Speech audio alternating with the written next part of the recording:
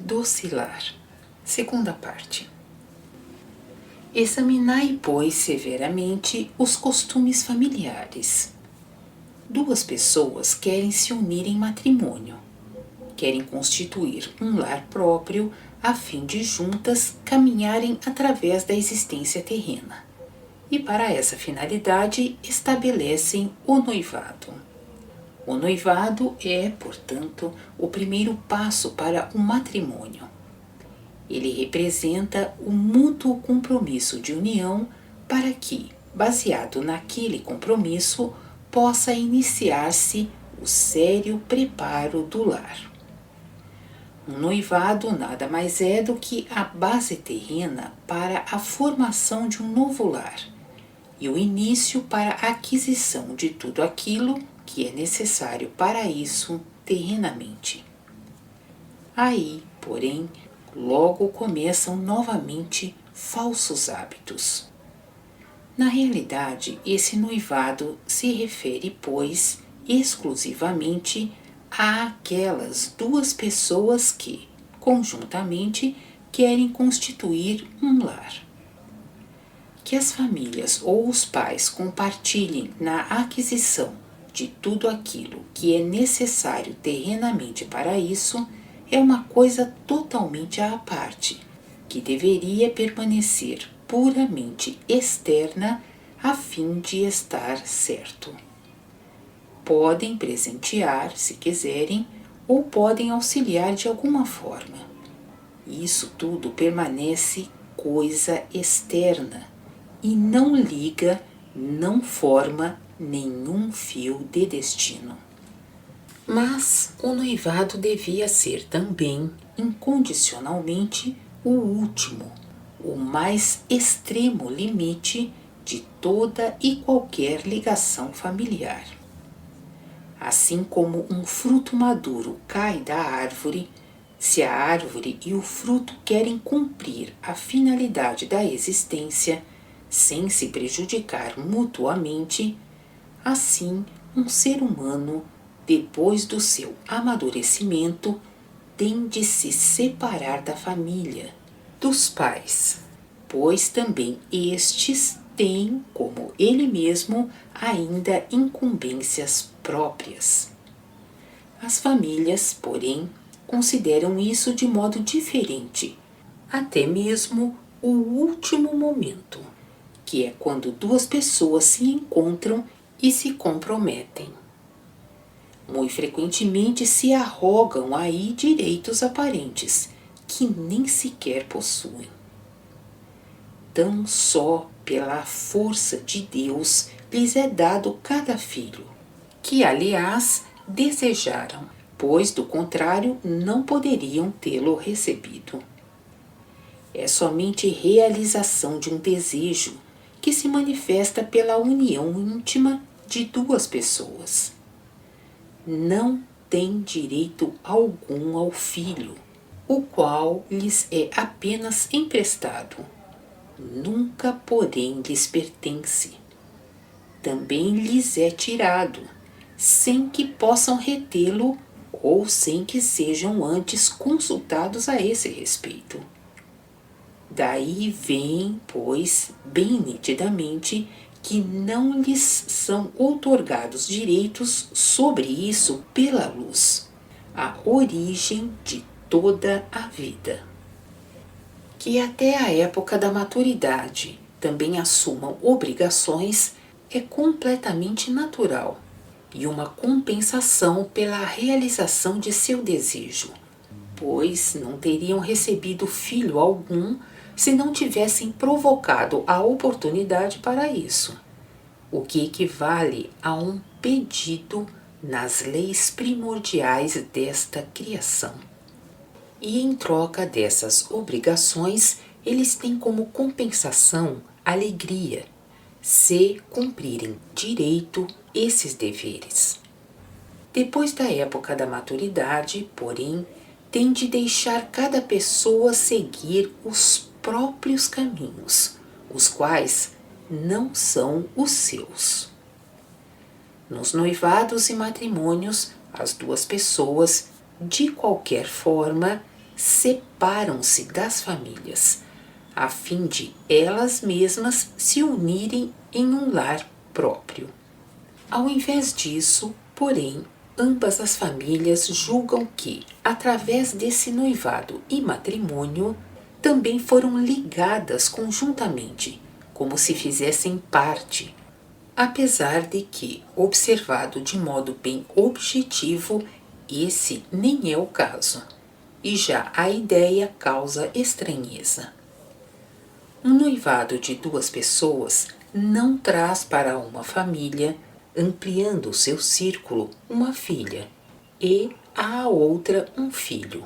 Pelo contrário, ambas as pessoas individualmente unem-se completamente sós, sem ter a intenção de cada uma carregar consigo a sua respectiva família. Se as pessoas adivinhassem de que modo nocivo essas estranhas opiniões e hábitos têm de se efetivar, talvez por si mesmas deixassem isso. Não sabem, porém, quanta desgraça é assim causada. Os falsos hábitos não se processam sem ligações na parte fina da matéria grosseira. Fios se entrelaçam dessa forma em torno do casal em vias de constituir um lar próprio. E esses fios estorvam, enredam e com o tempo dão cada vez mais nós, provocando frequentemente coisas desagradáveis, para cuja origem as pessoas não encontram explicação. Não obstante, elas mesmas terem dado a causa para tanto com seus hábitos frequentemente ridículos e importunos, aos quais sempre falta a verdadeira e profunda seriedade. Pode ser dito sem exagero que falta sempre, pois quem compreende realmente a seriedade da união de duas pessoas, seriedade com relação ao noivado e ao matrimônio, esse afastará para longe de si os usuais hábitos familiares, preferindo, em vez disso, horas serenas de íntima introspecção, que, com muito mais certeza, conduzem a um feliz convívio do que todos os maus costumes exteriores, pois, de bom costume, isso não pode ser denominado. Após o noivado, quando as condições o permitem e seja possível, é montado ao casal um lar que, de antemão, nada mais deixa a desejar, que, portanto, já desde o início tem de excluir, ou pelo menos por muito tempo, uma ascensão alegre, pois pensaram em tudo e nada mais falta.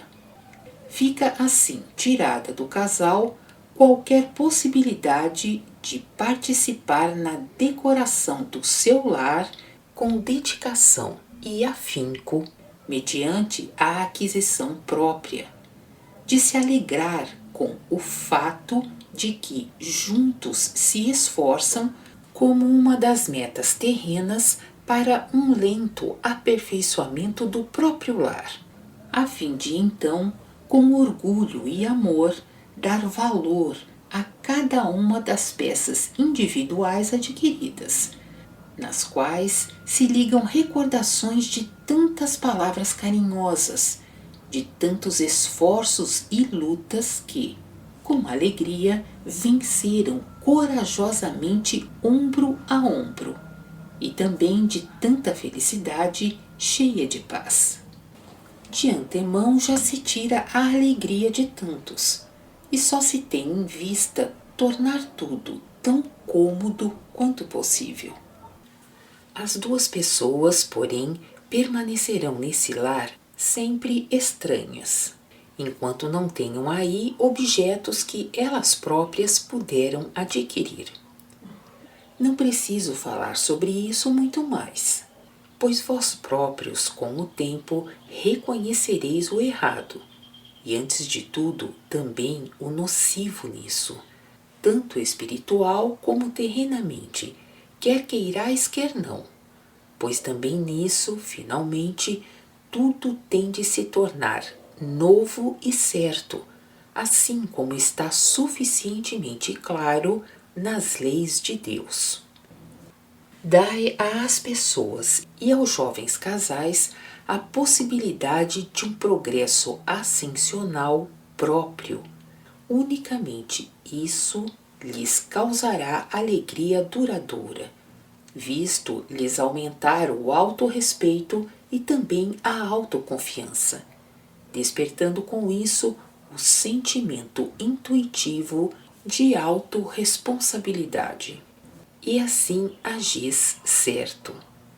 Dessa forma dais mais do que quando lhes quereis tirar todas as preocupações da vida, ou quando procurais facilitar-lhes tanto quanto possível, com o que apenas podeis enfraquecê-los, impedindo-os do indispensável fortalecimento.